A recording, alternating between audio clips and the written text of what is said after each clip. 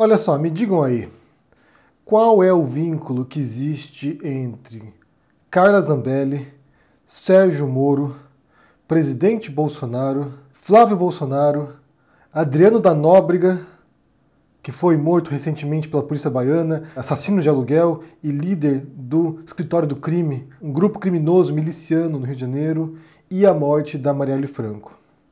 O que liga todas essas coisas? A gente vai tentar fazer aqui o esforço mental de entender todas essas relações. Começando pela Carla Zambelli, a deputada federal bolsonarista, olavista, discípula do Olavo de Carvalho, e que entrou no meio dessa tormenta, dessa tempestade perfeita, que foi a saída do Sérgio Moro do governo Bolsonaro. O nome dela foi envolvido ontem à noite no Jornal Nacional, quando o Sérgio Moro divulgou algumas provas, entre aspas, aqui, daquilo que ele disse ontem de manhã, quando pediu a demissão. Ele insinuou, ou afirmou, na verdade, que o Bolsonaro teria cometido alguma série de crimes, alguns crimes, e que ele saiu porque ele não toleraria, ele não aceitaria a intervenção política do presidente na atuação da Polícia Federal. E uma das investigações que aparentemente o Bolsonaro queria influenciar é a investigação relacionada aos filhos dele, ao Carlos e Eduardo Bolsonaro, sobre o disparo de fake news, ou seja, o Bolsonaro estaria protegendo os filhos, mas aparentemente não é só isso, né? E numa das conversas vazadas pelo Sérgio Moro, era uma conversa entre ele e a Carla Zambelli. Eu falei sobre isso no vídeo mais cedo hoje. No vídeo de manhã eu mostrei essas conversas entre ele e a Carla Zambelli e como ele printou a conversa e jogou para o mundo. O que acontece é que o Sérgio Moro ele foi padrinho de casamento da Carla Zambelli. Então, aparentemente, havia uma relação amistosa entre eles e esse tipo de conversa seria uma conversa entre amigos, como a Carla Zambelli disse agora, mais cedo, um pouquinho antes de gravar esse vídeo, ela estava na CNN Brasil, dando uma entrevista e explicando o teor das conversas e mostrou outras conversas prévias e também posteriores àquela conversa que foi exposta pelo Sérgio Moro.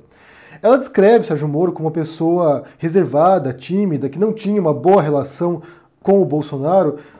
Basicamente, ela descreve um curitibano, na verdade, uma pessoa que é mais reservada, Eu, como curitibano, entendo muito bem o que ela está descrevendo ali. Não me parece que necessariamente um atributo particular do Moro, mas também de um comportamento quase regional ali de Curitiba. Mas o que a gente podia sentir, e muito antes dessa crise agora, com o Sérgio Moro, é que ele já estava insatisfeito com algumas coisas. Ele já tinha falado em entrevista anteriormente que tinha suas desavenças, tinha suas divergências com o Bolsonaro, só que ele não ia para a imprensa expor essas coisas. Quando ele tinha essas divergências, ele ia falar diretamente para o Bolsonaro, porque era a hierarquia, Eu só quero mencionar aqui, citar um trechinho do pronunciamento do Bolsonaro de ontem, quando ele tenta se justificar, e foi uma catástrofe aquilo ali. Sinceramente, ele não falou coisa com coisa, ele foi vagando de assunto para assunto, sem nenhum nexo naquilo que ele dizia. O pronunciamento do Bolsonaro de ontem foi uma aula de como não fazer um pronunciamento, de como não defender uma posição, de como não defender uma ideia, porque ele foi para todos os lados, falou do filho Renan, que comia toda a mulherada no condomínio, falou da piscina do palácio, falou da Marielle Franco, falou de investigações, falou de um monte de coisa. Meio que se autoincriminou também, deu a entender que de fato tinha pedido investigações para a polícia, ou seja, ele fez uma fala totalmente sem pé nem cabeça, e num dos pontos ele falou o seguinte aqui: a PF se preocupou mais com Marielle do que com seu chefe supremo. E aqui você tem um vislumbre de como o Bolsonaro pensa que é o governo dele. Ele pensa que ele é o Kim Jong-un, ele pensa que ele é o ditador da Coreia, ele pensa que é o chefe supremo, o líder supremo do Brasil. Que toda instituição tem que obedecer, não a um cargo presidencial, não servindo como órgãos de Estado, mas servindo como milícia particular do Bolsonaro. Como se a Polícia Federal tivesse a obrigação de ficar tomando ordens diretas do Bolsonaro, que ele pudesse direcionar inquéritos, direcionar investigações, direcionar aquilo que a polícia faz ou não faz. Como se a PF não fosse um órgão autônomo em suas operações, em busca da resolução de crimes, e tivesse que submeter às vontades particulares e individuais do presidente. O que, como eu disse, é bastante revelador e, no final das contas, acaba reforçando de fato aquilo que o Sérgio Moro disse de manhã.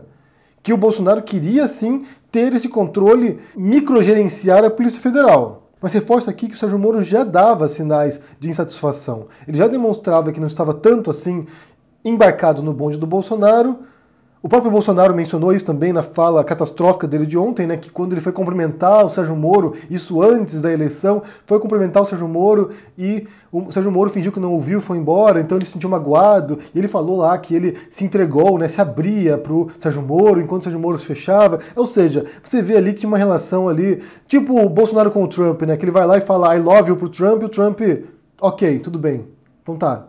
Tá bom, tá bom.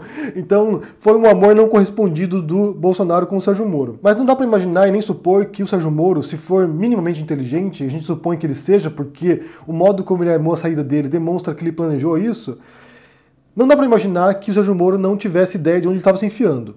Porque você tinha já uma família há muito conhecida com seus vínculos ou com a possibilidade de ter relações com milícias cariocas. Isso já era conhecido antes de vir à tona para o Brasil. Cariocas que eu conheço me dizem isso. Todo mundo sabia no Rio de Janeiro que havia vínculos entre milicianos e a família Bolsonaro, então não era novidade. Todo mundo sabia das falas antidemocráticas do Bolsonaro, do apelo à tortura, do apelo à ditadura dele. Então, quando o Sérgio Moro se vincula ao governo Bolsonaro, ele já sabia onde ele estava se enfiando. Ele já tinha ideia de quem era a figura do Bolsonaro e o histórico familiar também. Quem eram essas pessoas? Tanto que o caso Queiroz estourou um pouquinho antes da posse do Bolsonaro. Então, quando Sérgio Moro assume como ministro da Justiça, ele já sabia qual era o ninho de rato no qual ele estava se enfiando.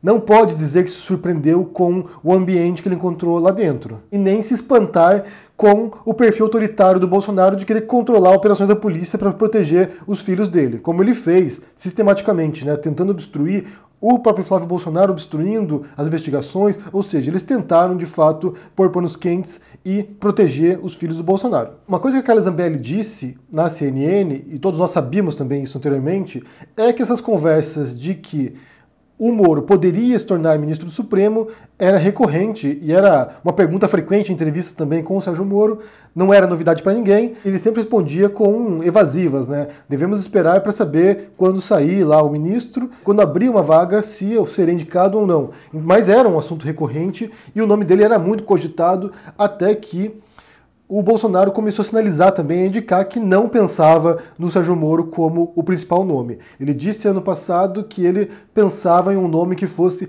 terrivelmente evangélico. E isso não parece se enquadrar muito no perfil do Sérgio Moro. Mas a relação entre os dois não parecia ser das melhores, não. A própria Carla Zambelli explica essa relação, né? Fofocas palacianas, intrigas palacianas, que os outros ministros tinham acesso ao Bolsonaro, batiam na porta e chegavam lá no Palácio do Planalto, enquanto que o Moro esperava ser chamado. Então não era alguém que dava muita abertura para o Bolsonaro e possivelmente não parece alguém que tem muito bom humor também, né? Mas eu leio essa situação de ontem, esse caso agora envolvendo a troca da direção da Polícia Federal, do Valeixo, por um outro indicado pela família Bolsonaro, de algum modo, pelos filhos do Bolsonaro, eu vejo isso como uma gota d'água, eu vejo isso como uma porta de escape que o Moro encontrou para sair desse governo. Ele precisava de um pretexto, ele precisava de uma desculpa, ele precisava encontrar alguma situação ali que fosse grave, de fato, que fosse realmente séria, ou mesmo cavar uma situação como essa, para que ele pudesse sair não como um fujão, não como alguém que deserdou o governo no meio de uma crise séria dessa pandemia, mas como alguém ético, alguém que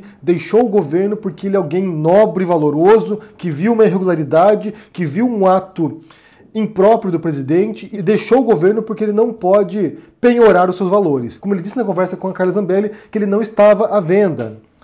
E de fato ele estava à venda, tanto que ele se vendeu para o governo Bolsonaro. Quando ele pega a carreira dele de juiz, e toda a reputação que ele consolidou dentro de um segmento social brasileiro lavajatista, e joga isso no lixo para entrar no governo Bolsonaro, ele de fato se vendeu para o governo Bolsonaro. Talvez esperando de fato um cargo no Supremo, talvez esperando alguma coisa depois, talvez esperando possivelmente no futuro se tornar presidente, mas sim ele pôs em jogo uma grande parte da independência que ele mantinha antes. A pergunta que a gente se faz agora é para onde vai esse público lavajatista? Se vai seguir o Moro, que eu suponho que vá, ou se vai se manter junto ao Bolsonaro. Ontem foi dia de caos, como eu mencionei mais cedo. Ontem a gente viu os bolsonaristas, os bolsominions, sabe, surtando.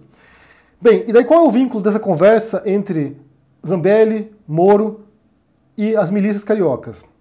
Porque hoje foi publicada uma reportagem excepcional. É uma bomba, na verdade. Assim, é uma obra-prima de jornalismo no portal Intercept. O título da reportagem é o seguinte: pica do tamanho de um cometa. Exclusivo. Rachadinha de Flávio Bolsonaro financiou prédios ilegais da milícia no Rio. Mostra a investigação do Ministério Público. Que a Intercept recebeu documentos do Ministério Público, documentos sigilosos, e que mostram o vínculo entre Flávio Bolsonaro, ou seja, o filho do Bolsonaro, e que teria também, como eu disse nesse rolo aqui, a ver talvez com as investigações da Polícia Federal sobre isso, mostra como a rachadinha no gabinete do Flávio Bolsonaro teria financiado construção de imóveis em favelas cariocas. Eu quero ler para vocês aqui o começo da reportagem, porque é longa a reportagem, tem muitos detalhes, para vocês terem uma noção da gravidade da denúncia e por que o Bolsonaro está tão preocupado com o destino dos filhos dele. Dos 3 filhos, na verdade, né? Porque tem um filho que tem ligações óbvias com milicianos, outros 2 filhos que estão atuando no gabinete do ódio, atacando pessoas na internet, destruindo reputações, usando dinheiro público, usando dinheiro do brasileiro para poder financiar esse tipo de linchamentos virtuais. Vamos ler aqui a reportagem para vocês entenderem quão grave é a denúncia hoje do Intercept e como isso vincula tudo isso aqui, né? Vincula uma família de criminosos baratos. Eu me lembro de uma conversa com minha mãe durante a campanha eleitoral que ela dizia que ela ia votar no Bolsonaro porque ela não queria votar em corruptos mais. Eu dizia, mãe, o problema não é esse, o problema é que você vai trocar denúncias de corrupção, de mau uso de dinheiro público, você vai trocar por criminosos baratos, criminosos pé de chinelo você vai trocar. Pessoas que têm vínculo com milicianos, com assassinos. É algo muito mais grave na minha percepção, embora corrupção seja gravíssima, a gente deva repudiar a corrupção, deve ser investigado, transparência, é para isso que servem órgãos para fiscalizar esse tipo de operações, mas trocar corruptos por milicianos é muito pior, na minha opinião. Porque é trocar por mafiosos, é trocar por criminosos assassinos em alguns casos. Bem, vamos ler aqui o que diz a reportagem. Começa assim. Flávio Bolsonaro financiou e lucrou com a construção ilegal de prédios erguidos pela milícia usando dinheiro público. É o que mostram documentos sigilosos e dados levantados pelo Ministério Público do Rio de Janeiro, aos quais o Intercept teve acesso. A investigação preocupa a família Bolsonaro. Os advogados do senador já pediram por 9 vezes que o procedimento seja suspenso. O investimento para as edificações levantadas por 3 construtoras foi feito com dinheiro de rachadinha coletado no antigo gabinete do Flávio Bolsonaro na Assembleia Legislativa do Rio, como confirmam promotores e investigadores sob a condição de anonimato. Os andamentos das investigações que fecham o cerco contra o filho de Jair Bolsonaro é um dos motivos para que o presidente tenha pressionado o ex-ministro Sérgio Moro pela troca do comando da Polícia Federal do Rio de Janeiro, que também investiga o caso e em Brasília. Basta lembrar que ano passado o Bolsonaro tentou forçar a troca da Superintendência do Rio de Janeiro. Então aqui cria-se o vínculo, na verdade, né, que eu falei, né? Zambelli, Moro, Bolsonaro, Flávio Bolsonaro, Adriano da Nóbrega, milícias cariocas e os assassinos da Marielle Franco. Prosseguindo. O inquérito do Ministério Público do Rio, que apura fatos de organização criminosa, lavagem de dinheiro e peculato, desvio de dinheiro público, pelo filho de Bolsonaro, segue em sigilo. O Intercept teve acesso à íntegra da investigação. Os investigadores dizem que chegaram à conclusão com o cruzamento de informações bancárias de 86 pessoas suspeitas de envolvimento no esquema ilegal, que serviu para irrigar o ramo imobiliário da milícia. Os dados mostrariam que hoje o senador receberia o lucro do investimento dos prédios, de acordo com os investigadores, através de repasses feitos pelo ex-capitão do BOPE Adriano da Nóbrega, executado em fevereiro, e pelo ex-assessor Fabrício Queiroz. Ou seja, olha só como funciona essa história, gente. Flávio Bolsonaro, filho do Bolsonaro, atuando como deputado estadual no Rio de Janeiro, tinha o esquema de rachadinha, que é o quê? Contratar assessores fantasma ou assessores que trabalham no gabinete dele, pegar de volta parte do dinheiro dos assessores, e esse dinheiro era desviado, chegava no bolso, do Queiroz, né? O Queiroz era o intermediário desse esquema, no bolso do Queiroz, que repassava para milícias cariocas, repassava para o Adriano da Nóbrega, miliciano, assassino de aluguel, líder, ou ex-líder, porque morreu, né? Foi assassinado pela Polícia da Bahia, líder do escritório do crime no Rio de Janeiro, que suspeita-se também que é o grupo criminoso que operou a morte e a execução da Marielle Franco. Olha como as coisas se ligam, gente. Olha só como essa família Bolsonaro tem o pé no lodo. O pé não, tá até o pescoço no lodo, essa é a verdade. Então, prosseguindo aqui. O esquema funcionaria assim. Flávio pagava os salários de seus funcionários com a verba do seu gabinete na Alerj. A partir daí, Queiroz, apontado no inquérito como articulador do esquema de rachadinhas, confiscava em média 40% dos vencimentos dos servidores e repassava parte do dinheiro ao ex-capitão do BOPE, Adriano da Nóbrega. apontado como chefe do escritório do crime, uma milícia especializada em assassinatos por encomenda. A organização criminosa também atua na cobrança de taxas de segurança, ágil na venda de botijões de gás, garrafões de água, exploração de sinal clandestino de TV, grilagem de terras e na construção civil em Rio das Pedras e Muzema. As duas favelas, onde vivem mais de 80 mil pessoas, ficam em Jacarepaguá, na zona oeste do Rio, e assistiram a um boom de construções de prédios irregulares nos últimos anos. Em abril do ano passado, 2 desses prédios ligados a outras milícias desabaram, deixando 24 mortos e 10 feridos. O lucro com a construção e venda dos prédios seria dividido também com Flávio Bolsonaro, segundo as investigações, por ser o financiador do esquema usando dinheiro público. Condecorado por Flávio Bolsonaro com medalha Tiradentes, principal honraria do Rio, o ex-caveira Adriano da Nóbrega foi morto a tiros em fevereiro em um controverso cerco policial no interior da Bahia com indícios de queima de arquivo. Foragido da justiça, o ex-capitão estava escondido no sítio de um vereador bolsonarista. Os diversos celulares do miliciano ainda aguardam por perícia. Então, o dinheiro da rachadinha do Flávio Bolsonaro via Queiroz, chegava na mão do Adriano da Nóbrega, que articulava o esquema de construção de prédios usando o nome de laranjas, erguiam esses prédios e parte do lucro com esses prédios, dos aluguéis, da venda dos apartamentos, não sei o que acontecia ali, parte desse dinheiro voltava para o bolso do Flávio Bolsonaro. E segundo diz aqui a reportagem da Intercept, isso explicaria também o enriquecimento exorbitante do Flávio Bolsonaro ao longo dos últimos anos. Quero ler esse parágrafo aqui, olha. Flávio Bolsonaro entrou na vida política em 2002, com apenas um carro Gol 1.0 declarado por R$ 25.500. Na última declaração de bens, em 2018, o senador disse ter 1,74 milhão de reais. A elevação patrimonial coincide com o período em que a mãe e a mulher do ex-capitão do BOPE, lá o Adriano da Nóbrega, estavam nomeados em seu gabinete. Para concluir a reportagem aqui, o último parágrafo, desde o início das investigações, em outubro de 2018, o trabalho dos promotores foi suspenso 3 vezes, atendendo à defesa de Flávio Bolsonaro. Ao todo, os advogados impetraram 9 pedidos no Supremo Tribunal Federal e no Tribunal de Justiça do Rio, alegando que as quebras de sigilo bancário e fiscal do então deputado estadual não poderiam ter sido concedidos por um juiz de primeira instância. Medo de que alguém descobrisse que nem só de chocolate é feito o milionário patrimônio do senador que entrou na vida política em 2002 com um Gol 1.0 e um sobrenome influente.